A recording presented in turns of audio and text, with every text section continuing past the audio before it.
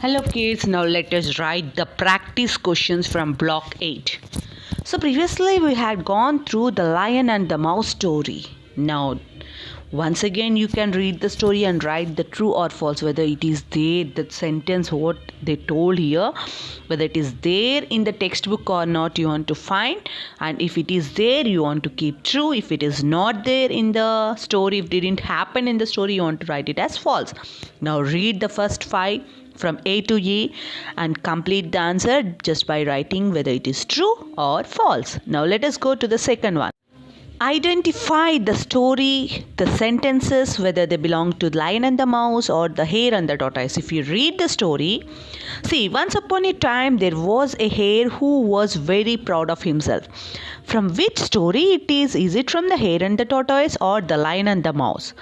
Just go through the sentences carefully and try to write. You can write it in the textbook. The first and second questions you can complete it in the textbook only. Now think about it. What is that? Let us think. Do you think fables help us to learn better? Yes, fables really help us to learn the morals and everything. And list 3 ways in which fables help you to learn better. How? List the 3 ways. So any three by which we can say that really fables are very good for us. Now, list the names of any 3 of your favorite fables and write the moral of each. Children, you can go through many stories. Maybe your parents have told you, maybe you have Googled, maybe you have read the books. Even from your first and second classes also, you might have read many stories. Any story, 3 fable stories, and you want to write the moral from that story. Now, coming to the fourth question in page number 60. What do you think the words in bold mean? So there are some words written in bold, in thick black color. Try to find the meaning of that. Most children can't resist eating chocolate cookies if they are kept on the table and no one is watching.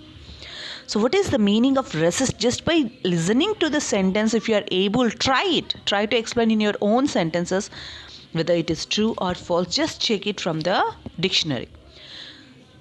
During the festive season, we can show our generosity by donating things to the poor. If we donate things to the poor, what do you say? So it's the meaning of generosity. Even resist. If a chocolate is there in front of you, what will you do really? Can you resist?